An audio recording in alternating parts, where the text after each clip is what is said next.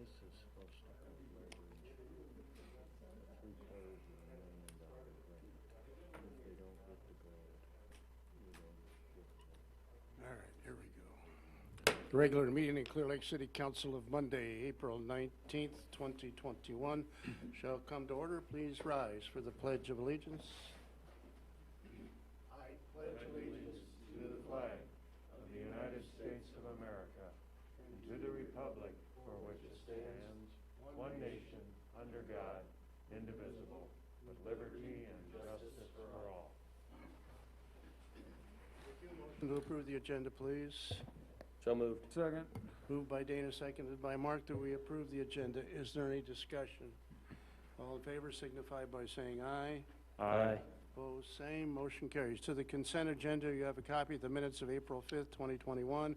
We need approval of the bills and claims, of which you also have a copy. We have the following license and permit, street closing request, Clear Lake Area Chamber of Commerce, the Clear Lake Triathlon, May 28th and 29th. Motion, please.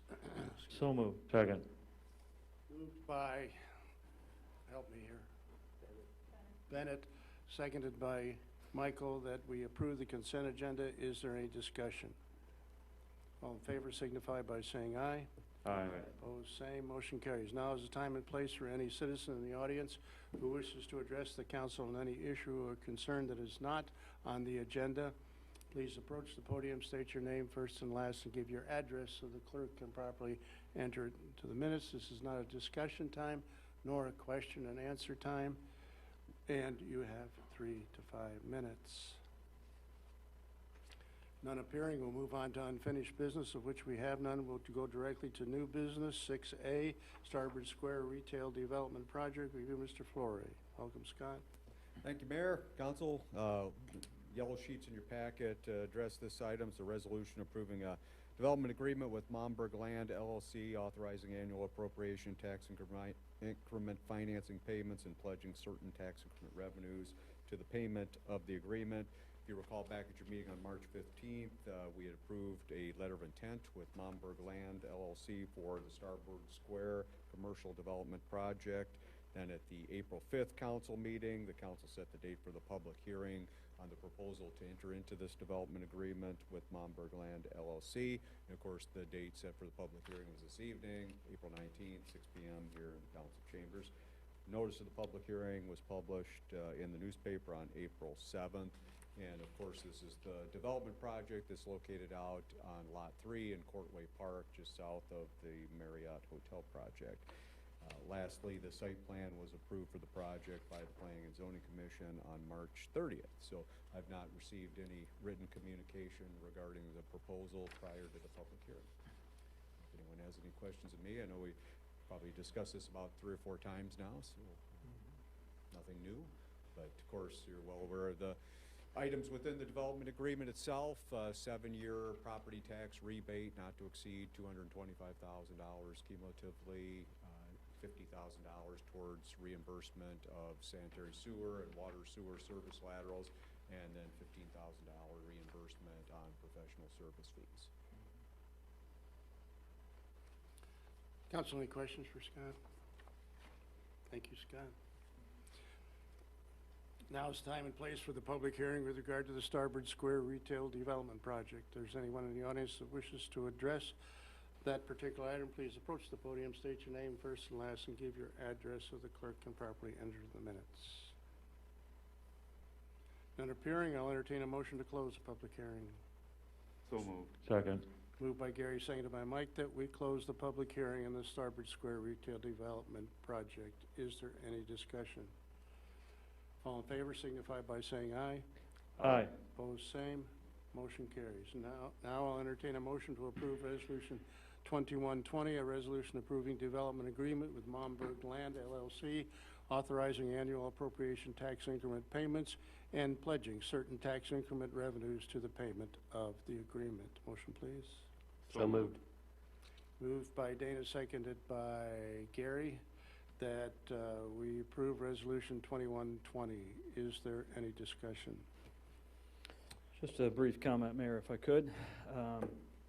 Thank you for bringing this forward again, Scott. I think, you know, the thought that occurred to me today is that these are the kinds of projects where tax increment financing as an economic development tool is so important that we've used here. And I think this is just a fantastic project for Clear Lake and all of North Iowa. And it's just, again, I think a momentum that we're building at Courtway Park and in other parts of our community and in North Iowa more broadly. So I certainly want to support this development agreement.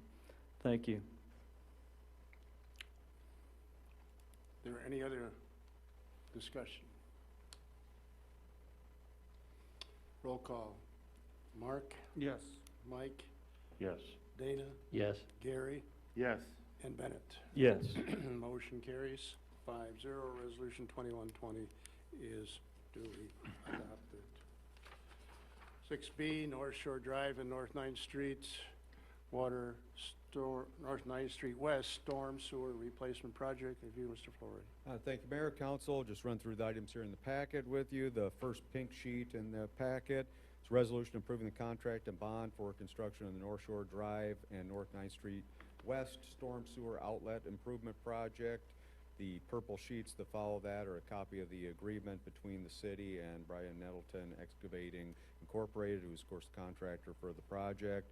The blue sheets that follow that are the performance payment and maintenance bond for the project.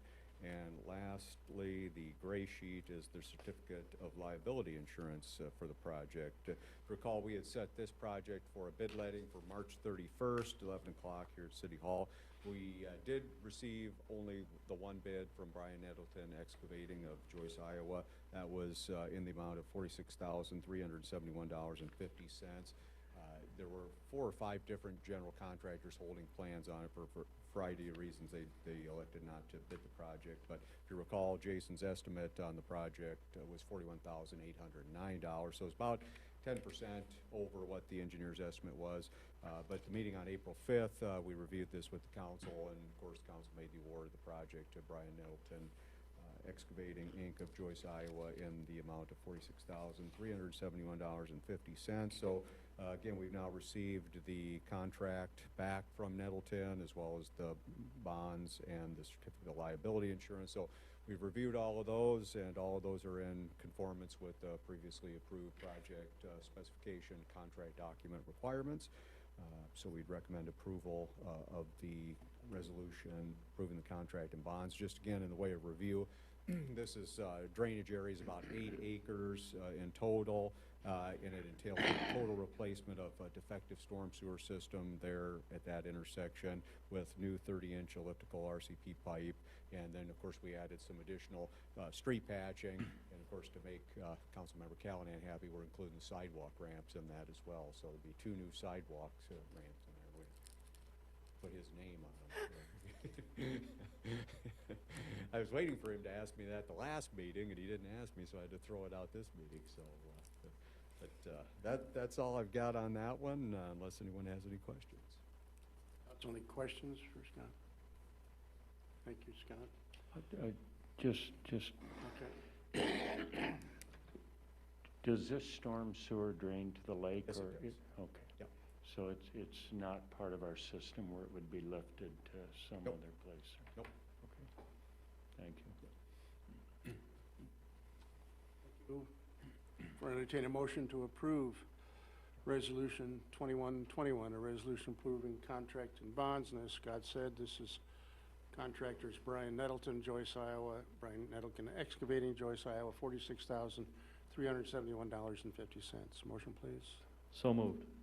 Second. Moved by Bennett, seconded by Gary, that we approve Resolution 2121. Is there any discussion? All in favor signify by saying aye. Aye. Same. Motion carries. 6C, North Iowa Innovation Center Project. Review, Mr. Schreck, Executive Director, North Iowa Corridor. Welcome, Chad.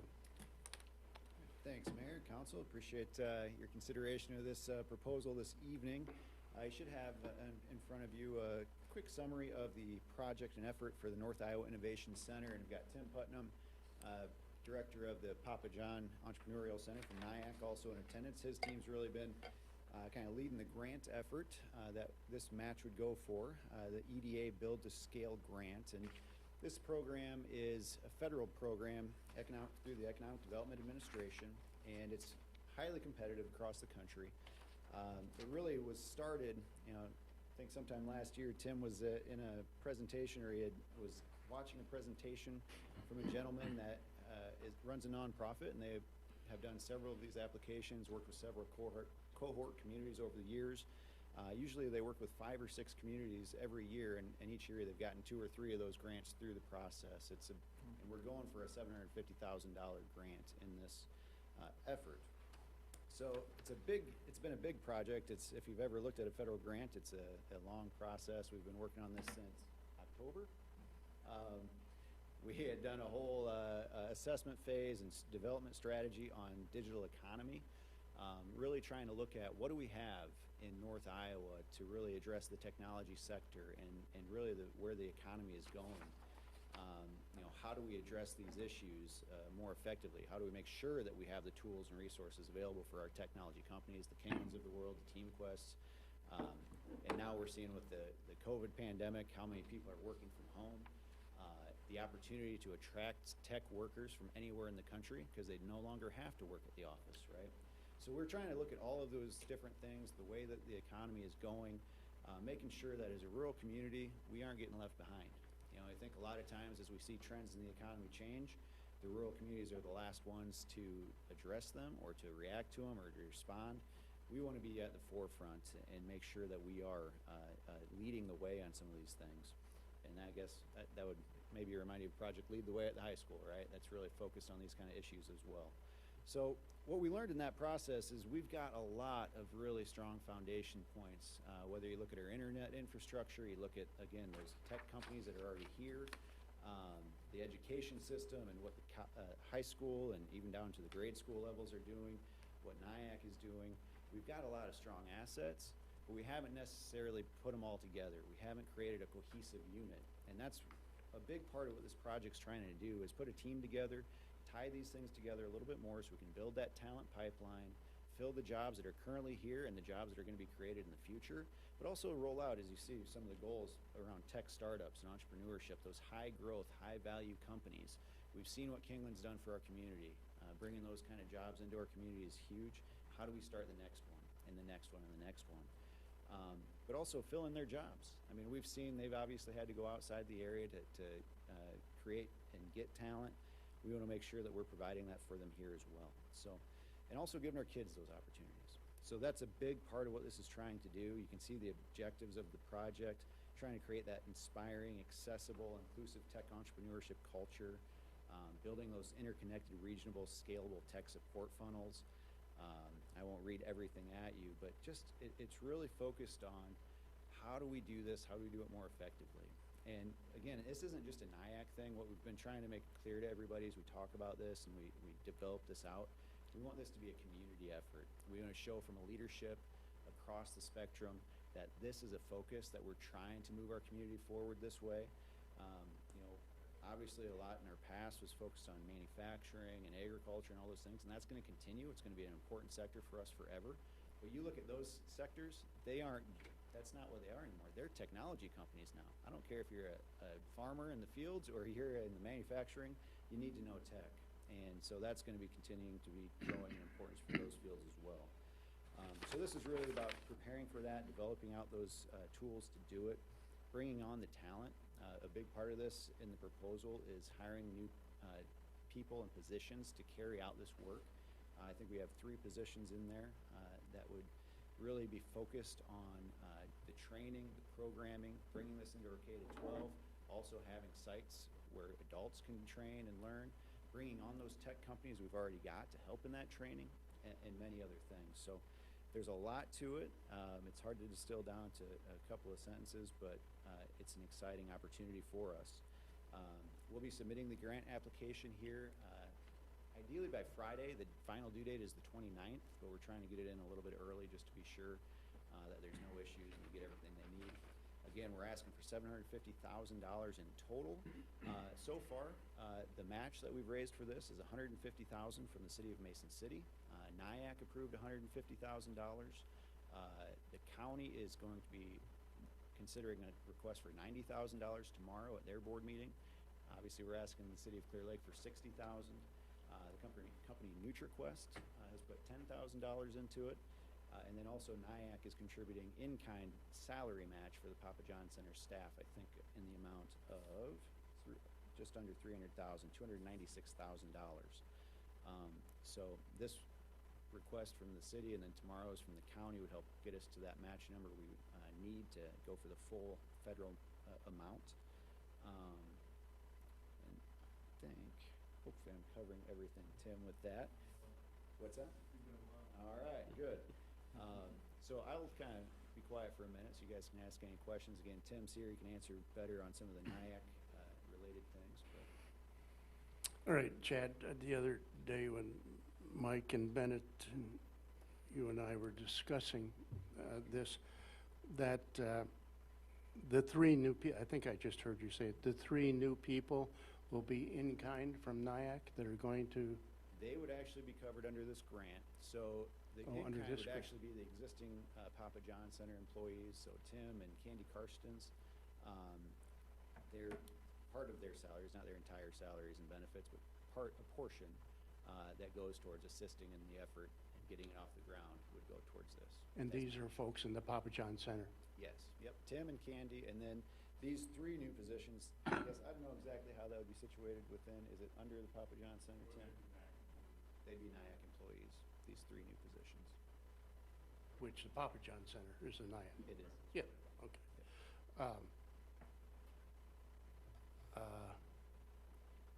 So this grant will cover, I think you said this the other day, 3 years. Yes, yep, so that's an important thing to note. Yeah, so this is a 3-year program, so the match could be built out $20,000 a year over 3 years, and that's how the city of Mason City and I believe the county are looking at doing that.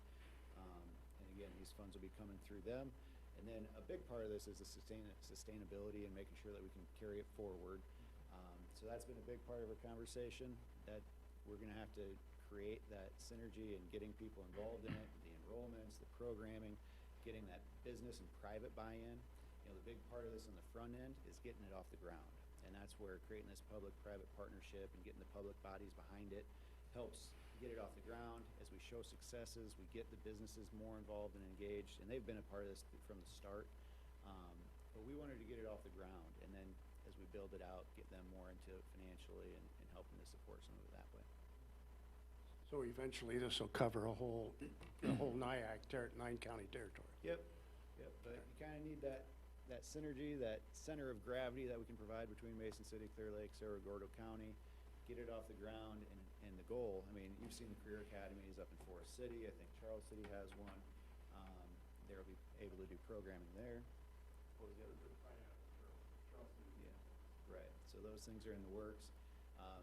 You know, I said when we were discussing, I'm kind of excited about the opportunity with the Clear Lake Library and the study that's coming up on that. How do we incorporate the technologies focus into there and make that kind of a new age library where we can bring this kind of programming in there and do some really cool things with that too. So I think the synergies, the time has really come together to really go for it with some of this stuff.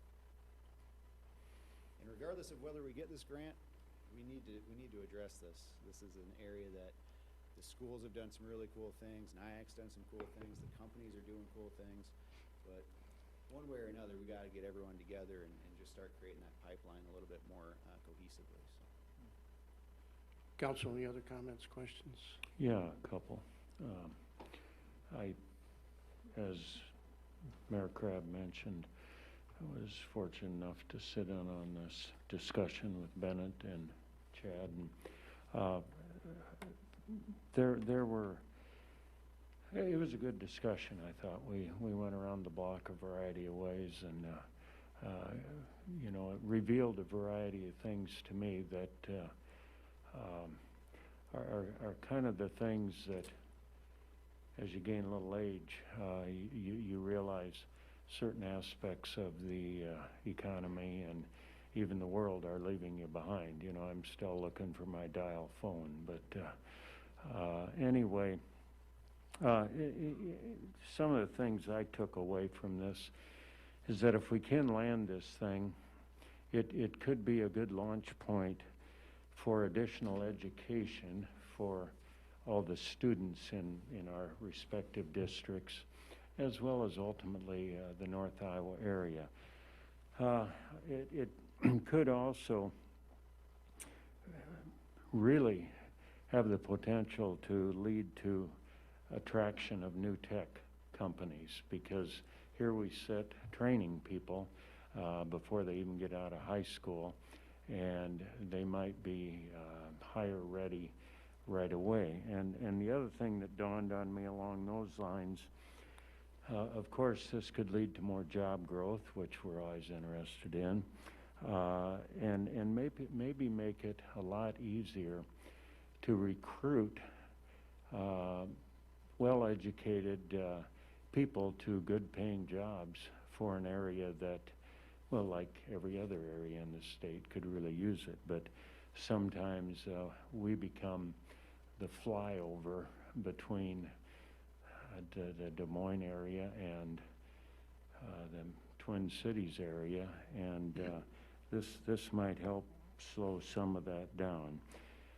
And lastly, I've heard Chad mention many times that one of the big challenges, in addition to recruitment of new companies and people, is retention of the ones we've got. And it would seem that if we have the potential to hand them better trained workers for the challenges of the 21st century, we might have a lot better chance of hanging on to those folks too. So I did give this some thought after the fact, and those are some of the observations I came up with. Also, while I was sitting here dreaming of things, if we ever get this launched and it starts working, maybe a good little tagline to try to recruit to the area might be, think Midway for success. Midway between the two biggies, north and south of us. And now I'll shut up, so thank you. I think to carry off that point too, you know, a lot of times we say, well, gosh, what if we give these kids all the skills and everything else and they go away and they go somewhere else anyway? Well, what if we don't train them and they stay? You know, we want our people to be talented and skilled and have these opportunities. And I'll tell you what, if they grow up with this and it becomes a part of who they are, and they do move away, and they go to Minneapolis or Chicago or wherever, you know, they start getting to be 30, they start to have their kids and everything else. Where are they going to want to raise them? I know as I started getting in that situation, where else do you want to be? And I think they'll say, gosh, the reason I had the opportunities I had is because I grew up in Clear Lake, or I was in North Iowa, and we did these things, and I want that for my kids. So I think the boomerang effect, these kind of things are what help with that quality of life and opportunity that makes people want to come back. They see how good they go somewhere else and they see how good they had it here, right? The mayor of Willie, Iowa is wondering where you are, Chad. Yeah. My dad's on the council, and so is my mother-in-law. So. Any other comments, council? Thank you, Chad. Jim, appreciate that. For entertain a motion to approve Resolution 2122, a resolution authorizing the mayor to sign a letter of commitment in support of the John Papajohn Entrepreneurial Center's application to the U.S. Economic Development Administration's Build to Scale Venture Challenge Grant Program. Motion, please. So moved. Second. Moved by Dana, seconded by Mark, that we approve Resolution 2122. Is there any further discussion? Roll call. Dana? Yes. Bennett? Yes. Gary? Yes. Mark? Yes. And Mike. Yes. Motion carries 5-0. Resolution 2122 is duly adopted. Thank you all for that. Downtown Clear Lake Business Incubator Incentive Program, review, Mr. Flory. Thank you, Mayor, Council. The pink sheet in your packet addresses this item. We talked about this quite a bit at the last meeting, but go over it again here this evening. This would be the Downtown Business Incubator Program. Clear Lake's interested in establishing a downtown business incubator program to create vibrancy, promote economic development opportunities in downtown Clear Lake, supporting new retail and other business concepts. So the initiative that we're talking about here this evening, the incentive program itself, would be available for ground floor retail for-profit opportunities. In a leasing situation, both the tenant and the property owner must agree to the terms and conditions of the program. And under the terms of the program, businesses would be eligible for the following benefits. So this is a maximum subsidy that we proposed for an 18-month period would be a not to exceed $10,000. That would be broken down as follows over the 18 months. The subsidized rent schedule. Months 1 through 6 would be a 50% rent subsidy not to exceed $830 a month.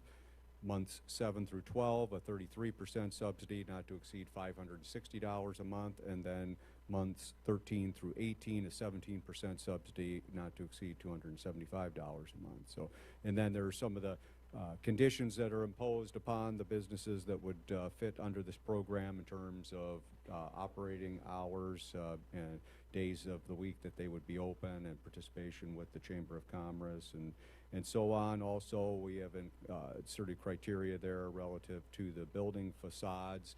Want those to be consistent with the nostalgic theme of downtown Clear Lake. And also the business must remain in continuous operation with downtown business district for not less than 3 years from the date of opening.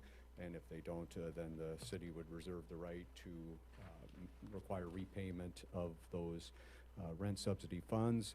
Franchise and chain business establishments are not eligible to participate in the program, and consideration is given to new business concepts and new businesses within downtown Clear Lake. So, and then again, like I say, it's just geared exclusively for retail, so things like restaurants and service-related industries, hospitality kinds of things would not be eligible. So again, just retail here. So I don't have anything further in terms of any further review since the last meeting on that. I don't know if anybody else has anything further on the program, but I think it'll be an important tool for us. We've got some interest in some properties downtown. I think it's another, like Bennett mentioned earlier, another tool in our economic development toolbox to try to incentivize some businesses. In fact, Chad and I have been meeting with one prospect here, and hopeful that this will be something that sort of fills the gap between what a landowner, property owner needs in terms of rental income versus what a upstart business can afford to pay for the first early months of operation. So I think it's a pretty good program, and it'll be useful. I think this is a wonderful, almost a model program for Clear Lake, Iowa, and you know, well done, Scott. Really, this is, as you remember, if we go back to 06, 07, 08, when you know, downtown was, Larson's was empty, Unique Boutique was empty, and numerous other stores. And, you know, we, at that time, you know, went with one of our financial institution representative and the chamber, and I believe even the media newspaper went, and we really tried to recruit people to come, and, you know, this would fit right along with that. But, you know, that, our downtown is our gem, and we must, no matter how much we grow on the northeast portion of our community or the north portion, retail-wise, our downtown, as many people have said, it's the Norman Rockwell of the area, and it draws people. Once again, how many communities have at the end of their main street a beautiful 6.5-mile long lake? And this fits, so Right. well done, in my opinion. Yeah, I don't think Mr. Rottinghouse has done any portraits on the northeast area of town. Yeah, I think he focuses on downtown. But you're exactly correct, Mayor. We've invested significantly in infrastructure improvements, streetscape improvements downtown. So we think about those physicality kinds of things, but we often sort of lose track of the economics and the need to support those kinds of physical improvements with economic policies that will sustain businesses. And as the mayor mentioned, a few years ago, we had a program similar to this when we were facing a much more dire situation in downtown, or a number of empty storefronts on downtown on Main Street, and we're very fortunate to be able to recruit a couple of businesses that are still there. So, Yeah, and I would just echo the mayor's comments. I think he said it spot on. I think the downtown is essential for us, and I agree with you, Scott, that this program, like TIF financing, is an economic tool in the toolbox that's very important to, as you said, bridge the gap. Yes. And that's really, I think, in many cases, highly needed. So I think it's very insightful, and we'll look forward to seeing how it plays out downtown. But a very good program. Thank you. well, if it doesn't work, we'll blame Chad.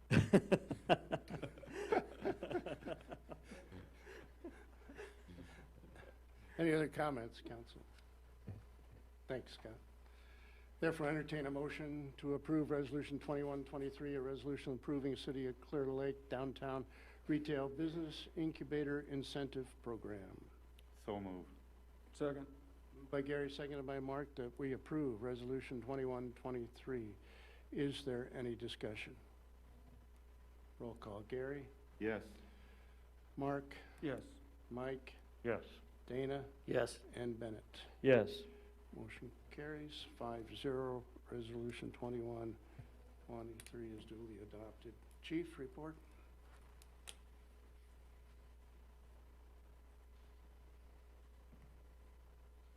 Thank you, Mayor, Council. Just a couple of items for you tonight. Our March numbers will be available for your next meeting for your review, so we'll get those done for you. Secondly, we assisted the event staff at Saturday's Earth Day. We had really no parking issues. We had a good crowd and excellent weather, and I think it was a success, at least from the police standpoint. They had a lot of runners, and they did some nice work down there at the barricades this year, thanks to Public Works, and so we had no issues down there. Hopefully that'll be a good sign for the rest of the events this summer and spring. Other than that, if you have any questions, that's all I really have for you tonight. So, Council, any questions for Chief? excuse me. Thanks. Appreciate it, Chief. Public Work Director's report. Jeremy? Welcome, Jeremy. Thank you, Mayor, Council. Just an update on Main Avenue. They have started and worked their way through some of the sidewalk work. It appears they're primarily or pretty much all done with the south side sidewalks of Main from 20th to I think 14th. Looks like they've been starting to do some, they already got everything on the north side cored out and are starting to form some stuff up this afternoon, I saw. So that seems to be moving on pretty quickly. They'll finish up once that's all done with backfill and hydro seeding and everything over the next couple weeks. We finished up our patchwork on South Lakeview Drive last week and got that open up Thursday. Seems to be in a lot better shape now. Hopefully it holds up over the next few years and gets us by. And then on that note, we'll be having quite a few, we have a few more patches like that around town that we'll be working on, just some settling of service lines, stuff like that, some pretty bad dips around town that we've identified that we're gonna go through and do some work with our city crew. Beyond that, large item pickup next week. We're getting all our equipment ready for that. With the 2 roll-offs that we currently have and our loaders, we'll be just using those in our own equipment for that. In the past, we have rented a packer from Absolute Waste, but with that equipment that we now have, we can run and get it done with our own equipment and save some costs there of renting that equipment. And then you had mentioned Clear Lake and some of the road closures. We've been kind of updating some of our stick barricades. We had some stuff that's pretty old, so we've been going through and rebuilding some of those and updating some of those to make sure we have enough for all those events. So the Clear Lake will put us to the capacity of what we have for barricades. So we kind of gotta get a few more out there. So, other than that, unless you have some questions for me on anything. I also see under an email or so that I think you put out that you guys are looking into, you and Jason are looking into that Buddy Holly sidewalk situation sure. too, which appears to be drainage and soil settlement and all of that, so. I think so. I mean, we've looked at it and we assume there has to be something freezing over the winters and causing that to Yeah. push up in that area. I think we have a meeting tomorrow to kind of discuss our options there and kind of go through some things. We hope that if we can take care of the drainage issue, it will solve that heaving. So it'll be our first. I mean, it'll be our. We got to try. We have to start there. If we don't take care of the drainage issue, then I don't think any other option we try is going to work anyway. So we'll start there, and if we have to do something more beyond, then I guess we'll learn and we'll figure that out when it happens. But without solving the drainage, I don't think anything else we do is really going to make sense at that point. So Pleased to see you're doing that. That's really good. In talking with the boys out there the other day, you and those men are doing a good job. Appreciate what you're doing. thank you. Very much. Yeah, it's been busy, 6 months or whatever it's been. So Yeah.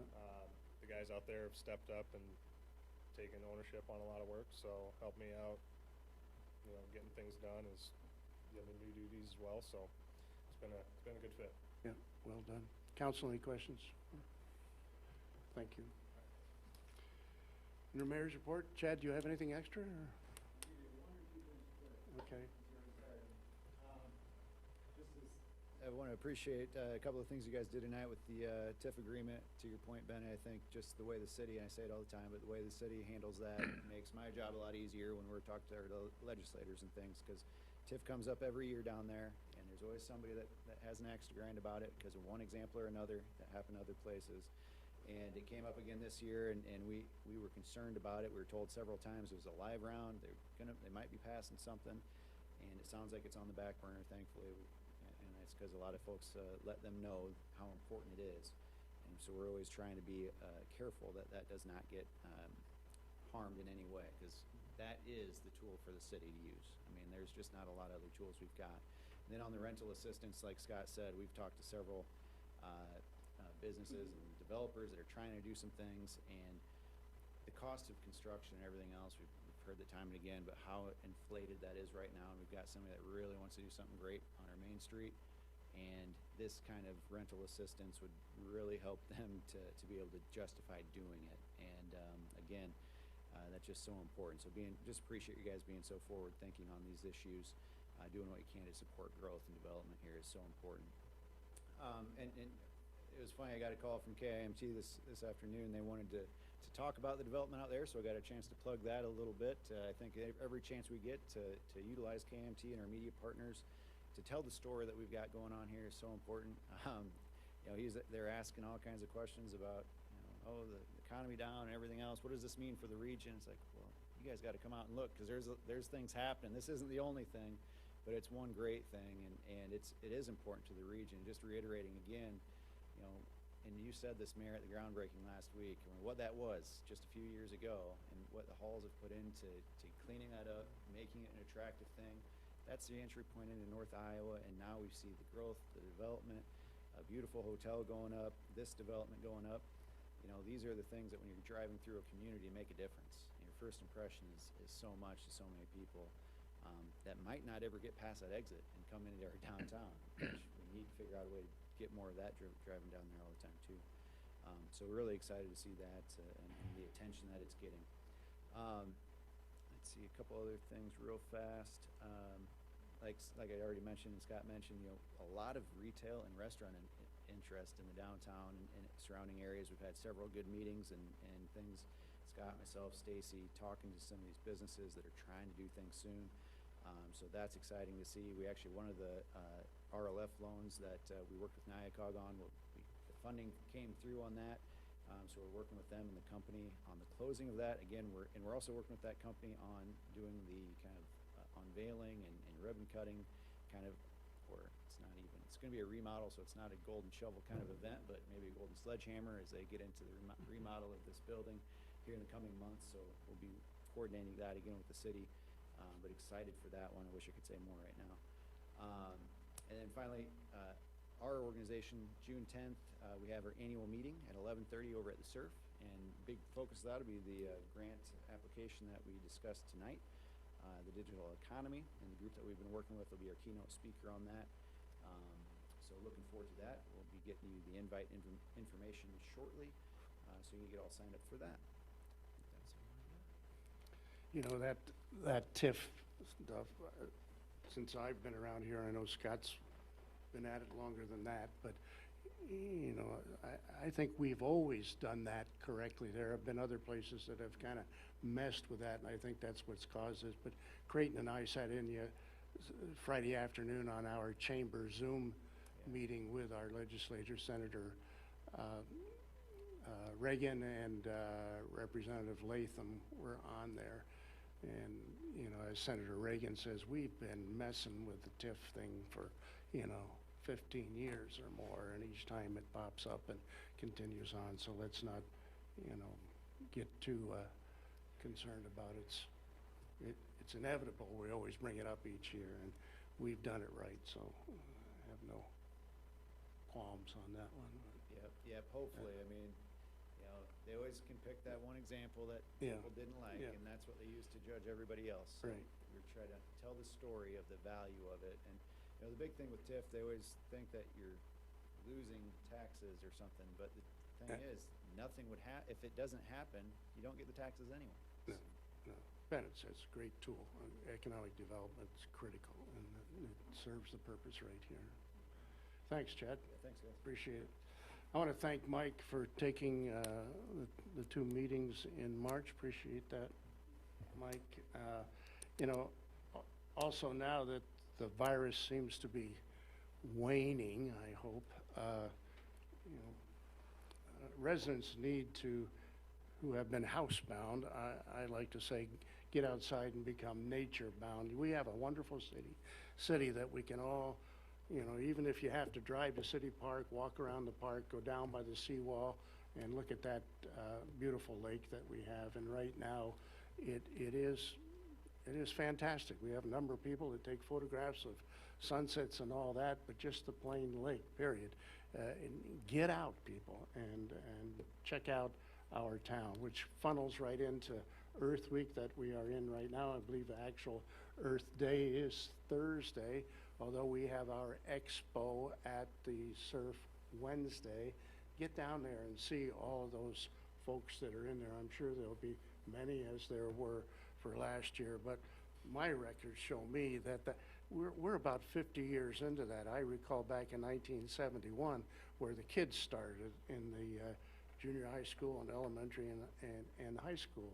So that's a long time ago. We included DNR people. Some remember these people, Dick Bishop, good old Ron Andrews and his trumpeter and river otters, that he brought up. And David Knoll was a big help for us in the restoration of the lake. And, that all came about. You can connect that with Earth Week here in Clear Lake. And we threw, and I think I'm correct, Scott, $2 million, didn't we, in that fund? And then we all went to Des Moines over and over again to get legislative support on that. I think originally they threw in $9 million. We didn't use it all, but then there were federal grants, there were state grants, there were county grants, city grants, local, and even private monies that went in to make sure that lake was, and that's what this week, a lot of it is all about. And not to even all the filter boxes. What do we got? 36 of them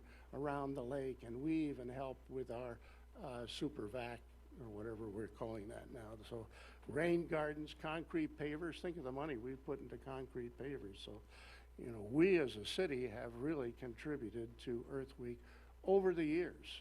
Not just when Earth Week happens, but we have been great contributors to that. And you know, I thank the citizens of Clear Lake for supporting Earth Week for the great number of years. And I know Jennifer has been on that committee. She may not be at this point in time, but she was on it for years and years and years as well. So, thank you. That's all I have. City Administrator, Mr. Flory, your report. A couple things, Mayor Council is going to give you a quick update. A few meetings ago, we started advertising. We approved the position announcement for the executive director for the Wellness Center and approved the position posting for that. So we've been advertising for that and getting a pretty good response back for that. So hopefully start scheduling some interviews for that position here towards the end of this month, first part of May.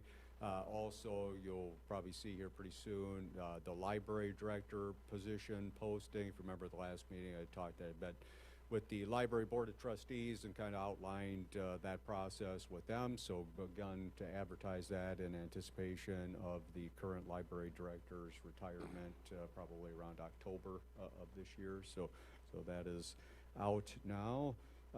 Then Creighton's going to talk about the health insurance renewals, but I wanted to bring up, you know, we talked about this a couple of years ago, and there was some pretty strong interest in pursuing this. The spot saving ordinance, you know, we, like I say, looked at that in 2019, then the pandemic hit, so we didn't have much reason to talk about that in 2020. But you know, Jeremy had mentioned the work being done on Main Avenue. So in particular, the reconstruction of Main Avenue from 14th to 20th. The flat work is going on there now, so the sidewalks, weather permitting, should be done here by Memorial Day, and then that's going to get sodded. So need about 3 to 4 weeks for that sod to truly get firmly established. So we want to keep people off of that, and we have seen this trend here over the 20 years I've been here. It gets earlier and earlier every year, where we start to see tarps and blankets and other items put out to save spots on the 4th of July parade route on Main Avenue. So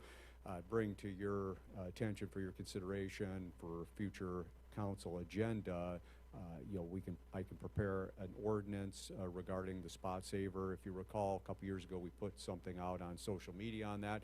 Got a pretty favorable reaction to that from the community. You know, very interested in seeing us move forward with that. So, you know, I don't have the general terms to outline here this evening, but just generally looking for kind of a head nod to proceed with that. Certainly that section between 14th and 20th, we don't want any tarps, blankets, or things like that out.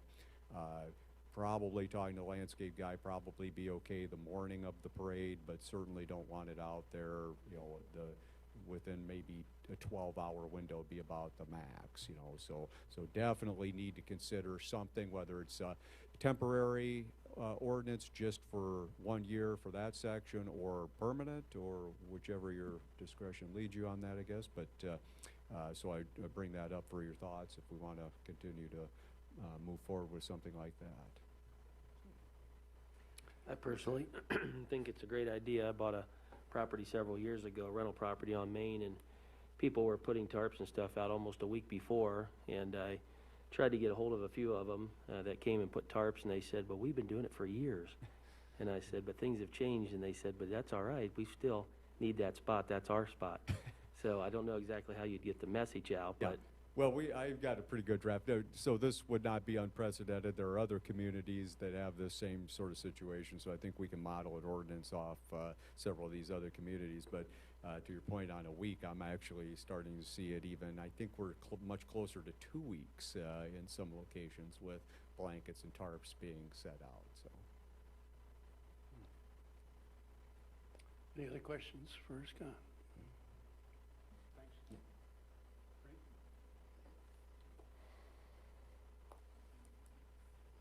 Welcome, Creighton. Thank you, Mayor and Council.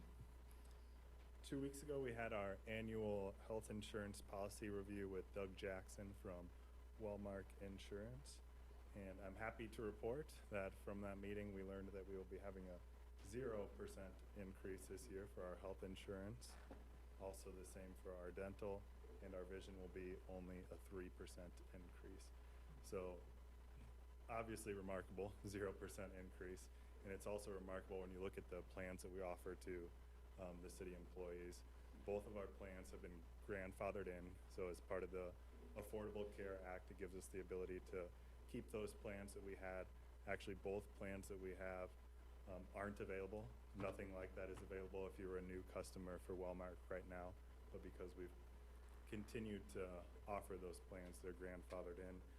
We have one is our HSA high deductible plan, and then we have one that's more of a traditional plan. Our HSA plan is, I think we have the majority, 34 of the city employees are on that and 15 are on the traditional. So both are great plans, both have low deductibles, low out-of-pocket maximums. So great to keep those plans, and even a bonus there having no increase this year. So the biggest increase in the last 5 years was fiscal year 18, and that was actually, I think that was almost 16%. And then since then, it's been 4%, 3%, 1%, and now 0%. So trending in the right direction, and a few of the reasons for that are demographics that have continued to improve over those years. We've also shown claims experience improvement versus our pool. The pool is actually increasing on average of roughly 6%, and there's definitely some in the double digits, but because of some of our demographics and that sort of things, we're at 0% this year. So just something to be happy about, and we'll be able to continue to offer those great plans to the city employees. Can we extrapolate from that by saying we're a healthy group? Or? You know, somewhat. Yeah. Anyway, thanks, Creighton.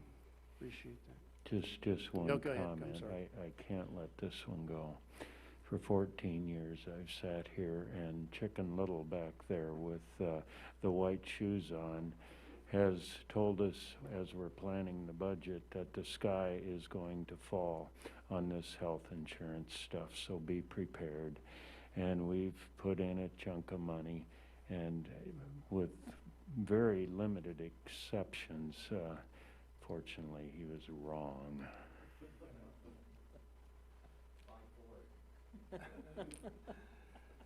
Any other business, council? Meeting adjourned. Thank you all.